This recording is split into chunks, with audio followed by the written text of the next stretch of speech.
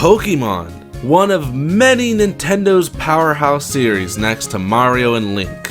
But speaking of Pokemon, I've been an avid fan since I was young. I would watch the anime, create my own adventures with figures, and to this day, I still play the games. Now the Pokemon games usually follows a set formula, as each generation would add a couple of new things like Gen 8's Dynamaxing.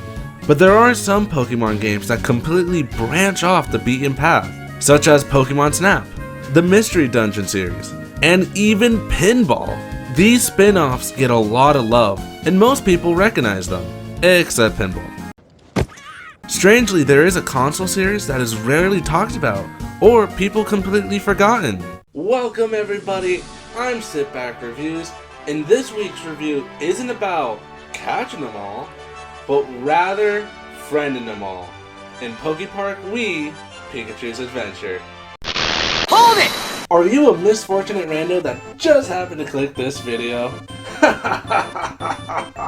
Well, if you enjoy watching, please hit the like button and subscribe for more.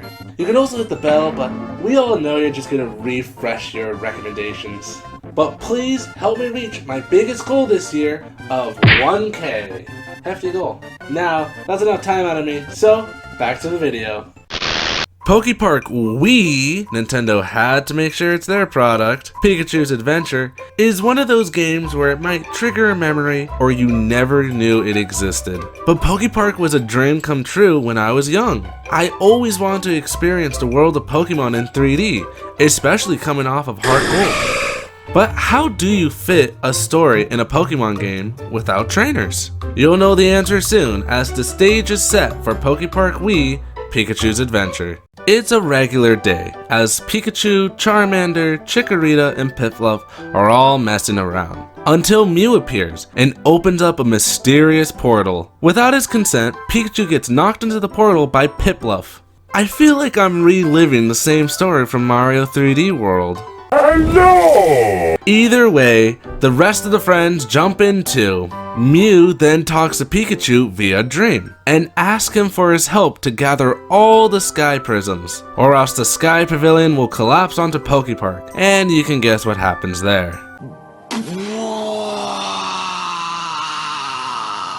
So Pikachu begins his adventure to save PokePark and his best friends. It's a childish story at best. It won't reel you in or take you on an emotional roller coaster. But happily, like every Nintendo game, Pikachu finds his friends and saves PokePark, with a really cute ending too. I didn't have high expectations for PokePark's story. It gets the job done. Not minimal, but not huge. Kinda like a hamwich. What I really wanted to do was run around and explore PokePark.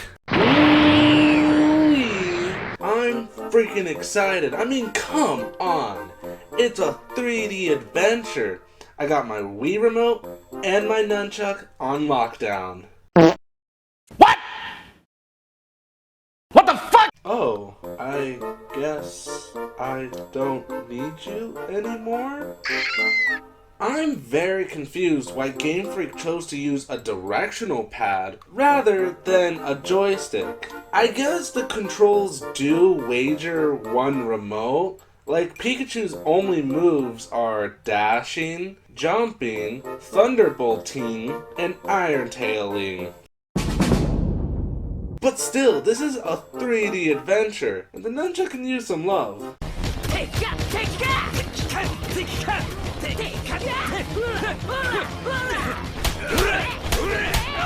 Now, PokePark is a game about making friends. And how do you make said friends? You verse them in games, of course. In PokePark, there are 6 ways to make friends. Starting with Chase, where it's like tag, but it gets annoying because some Pokemon will throw a curveball like an attack, or when chasing a flying Pokemon, you have to wait till they touch the ground. And when chasing a flying Pokemon that attacks, second is hide and seek. Honestly, these Pokemon can't hide for shit.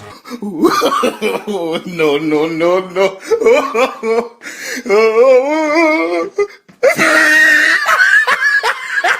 3 and 4 are very simple. There's Obstacle Hop, where you jump to the end, and Gifting Items, where you take a certain object to a Pokemon. Then Quizzes, where you'll be asked questions about Pokemon or zones, but these are downright easy, and some of the answers are stupid. Like, what color is Pikachu's cheeks? I don't know, purple? Lastly are the battles, the one staple from the main games. These are pretty fun because Pikachu can use Tackle, Thunderbolt, or Iron Tail. You can combo Thunderbolt into another move, but I like to call it the good ol' Thunder Whack, where ya stun 'em, then ya whack 'em. The opponent's attacks are either projectiles or physical attacks, but oddly they use the weakness chart, kinda. Because ground type Pokemon are immune to electric, Thunderbolt won't work on them. Yet Thunderbolt isn't stronger to water or flying types as it should be, so it kinda screws Pikachu more rather than help. No, you f me! No, you f me! These games are the base method to friend Pokemon, but rarely something new would happen. With a plethora of ways to gain friends, what do you think Pikachu can do with them? Maybe go to lunch? Bowling? Perhaps even clubbing? But no, your friends' worth are only needed in obstacle courses. These are the mini games of PokePark that consist of sprinting, vine jumping, or even flying. But in reality, it's uncontrollable shaking, flicking your wrist, and I have no clue what the fuck I'm doing. The obstacle courses use the cursed motion controls. Ooh. Just saying that gives me the chills. They aren't as evil as I make it, and honestly, they're pretty fun. The one downside is that most of them are rehashed with one new change, but the ones that are different were really enjoyable and unique. What really makes these minigames are the different Pokemon you can use. They all have different movements or powers, some better than others, but it adds a lot of replayability. You also get a Sky Prism if you clear it the first time, and every Pokemon has their own personal record to beat for some sweet cash. Or I mean berries. Man, the economy must be shit there. Pikachu kinda gets the back end of the stick in some of these minigames, because that little mouse ain't flying or swimming. But with a little help from cheat codes, you can use Balloon Pikachu and Surfboard Pikachu. Now, PokePark has a lot of charm in it, like in the cutscenes, where Pikachu is either moving forward in his adventure or getting stronger. And the transitions warmed my icy heart. Pikachu is always doing something, and they're downright adorable.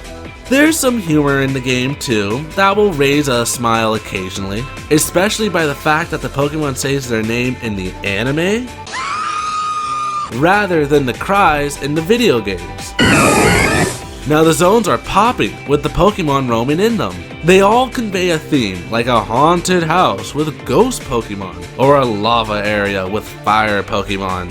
And the Pokemon in every zone interacts with one another. Sometimes if you friend a certain Pokemon, another one would appear. This was super exciting for me because I would try to guess which Pokemon would appear next. Such as friending a Teddiursa, for example, for an Ursaring to visit. Even at the end, legendaries would appear, and you can add some through cheat codes. The music and the visuals, on the other hand, are a different question in itself. PokePark's soundtrack is alright. It's mainly environmental songs as small sounds would accompany it, while the obstacle courses are where the real bangers are at. And visually, you can tell that this game didn't age that well. For its time, I was ecstatic about the visuals, but now it's kinda fuzzy with a black outline. I didn't really encounter any major roadblocks with Pikachu's adventure. Mostly, they are just personal preferences, like when holding items. Pikachu just turns into a slowpoke, and it kills me because he walks at a snail's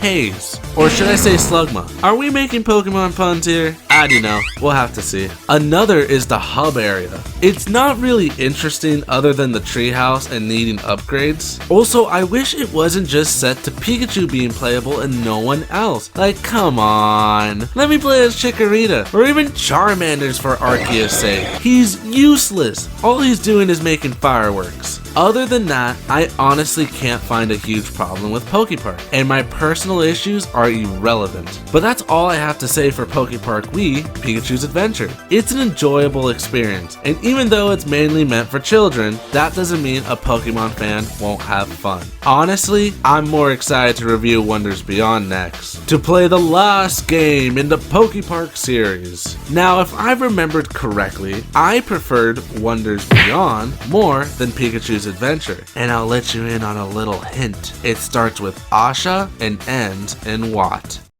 PokePark Wii Pikachu's Adventure was an enjoyable experience and was the first 3D game where you play as a Pokemon. For being the first entry, it already set a solid footing, having a wide range of Pokemon to friend, interesting locations, and a handful of minigames to play. But just like every start, it had some rough patches, such as a childish story, not much of a postgame, and monotonous gameplay over time. But 2 years later, during Generation 5, Game Freak put their hand back in the idea hat and gave the PokePark series a second chance. Welcome everybody, I'm Sitback Reviews, and this week's review is still friending them all, but we're not alone.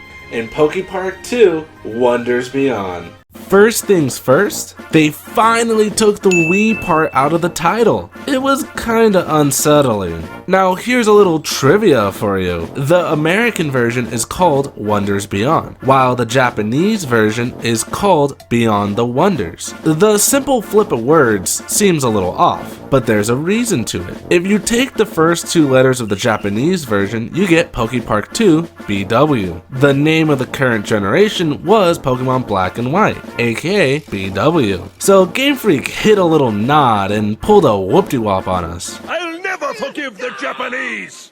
But PokePark 2 truly goes Wonders Beyond, because every aspect of the game is improved upon from its predecessor, starting with the story. It begins with Reshiram and Zekrom as they are discussing the disaster that is about to consume the 2 worlds. This is just minutes in and we're already talking about the world being destroyed? Damn, PokePark 2 is for manly man now, and not for those pee-pee diaper babies anymore. Well, it cuts back to the fun with Piplup and Pikachu going to play at Seasong Beach until they overhear Krokorok and Sandile bolstering about a magical place called Wish Park where the fun will never end. Piplup is interested to visit Wish Park, but they get stopped by ya boy Oshawott here, and this man's asked for 10 berries right off the bat. This is why he's my favorite Gen 5 Pokemon.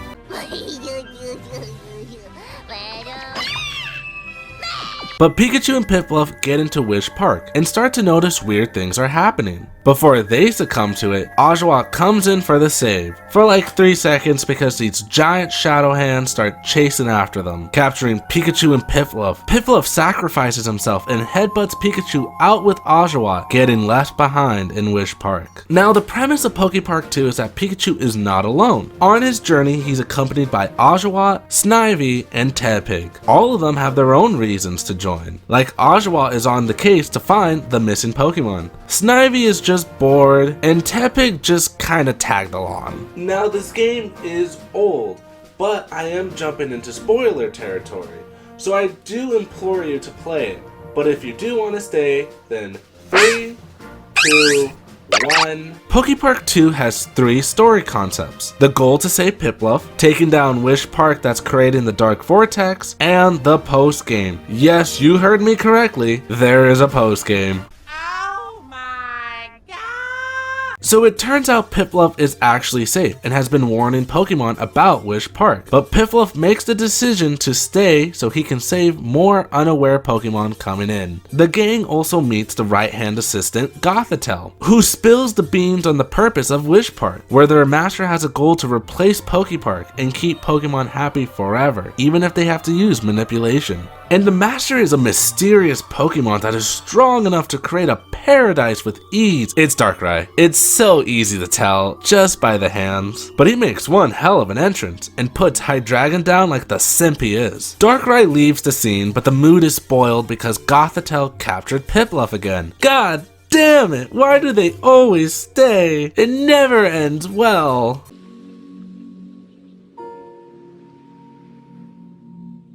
To make matters worse, the dark vortex has spawned, or what I like to call the butthole in the sky, is now consuming PokePark. There's many trials and tribulations until they face off against the big man himself, only to approach his throne to find Piplup, the true villain of the story. Nah, I'm kidding, he's being manipulated. But Piplup runs off embarrassed as Darkrai comes into the picture, only to erase Oshawott, Snivy, and Tepig's memory of Pikachu, leaving him friendless and alone. Suddenly, Piplup appears and apologizes, and tells Pikachu to go and help his friends remember him. One by one, they recall their bonds, and return to face Darkrai for the final showdown. At the climax of the fight, the Dark Vortex appears and starts sucking all of Wish Park and the Pokemon in it. Also, Oshawott legitimately accepted his death, but Darkrai realizes his misdoings and flies straight into the vortex to save everyone. Thus, the credits roll. Now, this is when the postgame takes effect. The gang decides to check up on Wish Park after Darkrai went missing. There, they run into Gothita and Gotharita, as they tell them Gothitelle is heartbroken of Darkrai's disappearance. So the gang decides to save Darkrai, but to do so, they need the help of Reshiram and Zekrom. So with hard work and determination, they reach them and prove themselves worthy to save Darkrai. And it ends again, just to show Darkrai returning to his palace and becoming friends with the gang. This is the closest I could get to a synopsis for PokePark 2. There is so much in between, like an ice cream sandwich, that I wish I could talk about it more in depth, but I won't because I'll ramble you to boredom. Now, PokePark's 2 story was truly amazing, but does the gameplay live up to it? Round 2, baby! Game Freak had to realize for their sequel, the nunchuck is a viable option. Now, all I have to do is plug it in. Ha! Got it!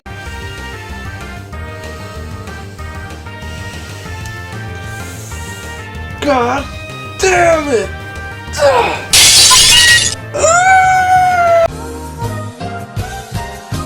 I still don't understand why they didn't use the nunchuck. But at this point, I got used to the Wii Remote, so... Now, Arceus heard my prayer with what I wanted. PokePark 2 lets you play as 4 different Pokemon. Each are exclusive and essential in their own way. Pikachu is still the same from PokePark 1 and is kind of the all-around character in the game. Oshawott, on the other hand, is like Pikachu with his speed and jump lowered a little bit, but his quirk is to swim in water. Then there's Snivy, who's the most beneficial character in the game. She has the highest jump and the fastest speed, but she lacks an attack power. Speaking of attack power, Tepig is the man when it comes to strength. Or I mean pig. Tepig is the pig. Yeah, that kinda works. Well, Tepig is the strongest out of the bunch and can break big rocks, but he is the slowest plus lowest jumper out of the gang. This amount of variety is what I really wanted in Pikachu's adventure, because you can swap into a different Pokemon anytime, and the one you use most will affect the name given to you. Like I went from the Stormy Whirlwinds to the Thermo Power Pals. What a badass title! I'm changing my Twitter name to that. Now the same methods to friend Pokemon from Pikachu's adventure are brought back, but they are enhanced and better than before, and less monotonous. Chase is still like Tag. While a majority of Pokemon will attack or fly like before, now some Pokemon can swim, sometimes screwing the player over if you're not prepared. Like this damn Ducklet. When I get my hands on you, you little piece of shit. It ain't just ending with Tag. Also, the Eevee line would challenge you to obstacle courses like hitting a box and running back, or starting from point A and running to point B. Then they add a Super Dash that will propel you forward, but you can't really turn when activated. Quizzes are back, and they are much more interesting and actually require thinking. They don't make me feel like a child anymore. Hide and Seek returned too, and it's the only one that is still easy, but it's not like Pikachu's adventure where they're legit right behind you. Obstacle Hop is gone and instead replaced with photos. Taking photos was in Pikachu's adventure, but it was mainly for personal use and looking cool at school. So in PokePark 2, they utilized it more so that Pokemon would want a picture of another. Like this creepy Metapod who wants a picture of Superior, and I'm 100% sure he's going to use Harden later. Gifting items are back, but there are two kinds now. There's the physical items that come out of mystery boxes, then there's the new collectible item. These items are set to zones, but they are randomized. So a Pokemon would want a select amount of a certain kind. I ran into problems with this, but that's later in the review. Oh, also some Pokemon are lazy and want to be carried. It's freaking adorable. Lastly, battles are back. The battle system got upgraded immensely. Game Freak added in a new 3-hit combo move, instead of just tackling into them from Pikachu's adventure. And it feels great to pull it off. Another feature is calling in a friend. They are kinda like a lifeline, because they saved my ass so many times. And it's fun to call in another Pokemon just to see what they'll do. Now the opponents were given an upgrade too. What used to be a charge or a projectile before, PokePark said screw it and gave every opposing Pokemon a repertoire of moves to use, to keep you on your toes. Also, there's new forms of battles that offer more variety and less repetitiveness. There's the standard 1v1s, then group battles, or fight your way to the end. There are some special kinds of battles too, like knocking off Rhyperior in a sumo fight. But the biggest bonus to come out of all of this, they finally used the type chart. So if you fight a ground type, instead of having to make the best of both worlds with Pikachu, you can switch into Oshawott and defeat them faster. And you can tell if they're weak against you by the color comment they make. So red is most effective and blue is not effective. This comes in handy because if a Pokemon is too tough to beat, switch to its weakness and the outcome should be better. Now, friending Pokemon doesn't add much other than calling them into battle and needing them to get into Wish Park. But Wish Park has its own game mode. Obstacle courses are back, but they're called attractions now. You can't play as friended Pokemon anymore other than the main game, and there's only 4 attractions, with the 5th one being post-game. These 4 attractions are unique to themselves and not reused with different purposes. There's Cake Contraption, Disco Inferno, Power Bash, and Flight of Fancy. I had a lot of fun playing Cake Contraption and Disco Inferno, but Power Bash was my least favorite. It doesn't offer much other than timed swings. Yet, take my opinion with a grain of salt because I also sucked at it. After beating the game once, Battle Tournament is unlocked. This is just battling 3 Pokemon consecutively as you try to hold your health till the end, and you get to choose which 2 friends to call in for support. Now, the last add-on to PokePark 2 surprised me, but I welcomed it with open arms. There are times where the gang must get a story item through a puzzle platforming section. These were entertaining because you would have to switch your team to make your way through the puzzle before the clock ends. Then, during the post-game, each was updated to go further and get vast white quills and rare collectibles. Oh yeah, vast white quills are scattered in each area, but they don't matter much other than for the story. So Pikachu's adventure had a good amount of quirkiness to it, but Wonders Beyond steps it up a notch and goes into full throttle adorableness. Now Pokemon have speech bubbles and will conversate with you or others. They even interact with items. If there's a Stinkberry, they flip their shit and start fighting. But if a Pokédoll is out, they become happy and hurtle around it. That's actually a method to friend some Pokemon. See, Drillbur kept burrowing when I got near him, so I walked up with a doll and he actually stayed and talked. This was fascinating to me because PokePark 2 has more interesting interactions when it came to friending Pokemon, like having to stay still and fall asleep next to Mareep. But PokePark 2 is not only adorable, but funny now. Some interactions are hilarious, like finding out in the end Gothorita is a guy, or Ranunculus talking about how the wish bells affect time and space, because it's common sense.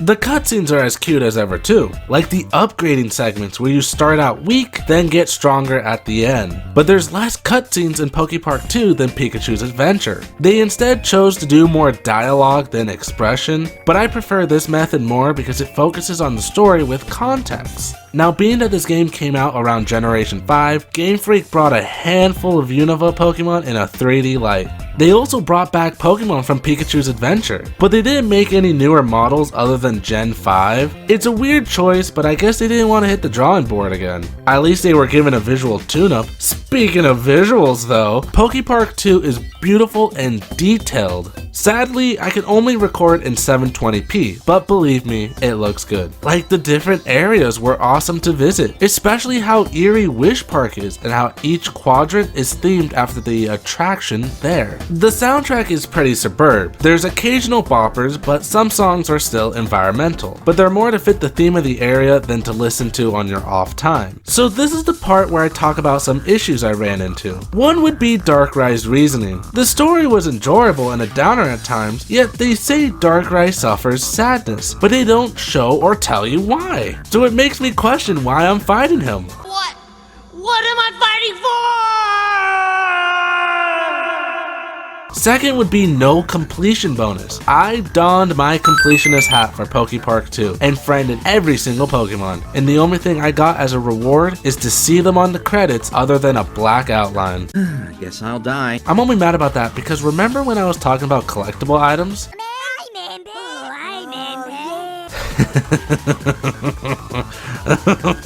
Oh yeah, they are bullshit. They're not always a problem, but there's two Pokemon that gave me a rough time. Like Muna, who needed 10 aroma candles. Simple, y'all. Well, it started out easy until I hit a point where nothing was giving me the last candle I needed. I went through a tedious process just to get one candle. But that's just the tip of the iceberg, because then there's Wailord, who wants 50 honey jars. I repeat, 50 freaking honey jars.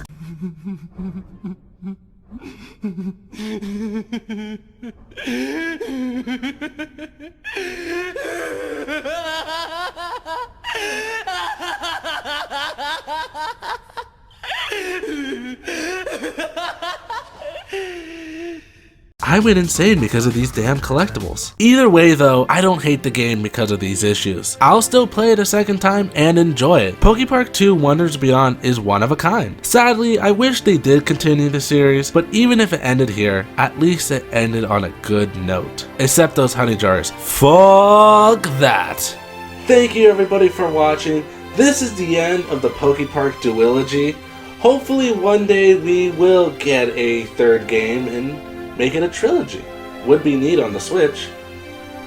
But if you enjoyed the video, please hit the like button and the subscribe to help support the channel. But this is enough PokePark, so like always, have a great day and goodbye.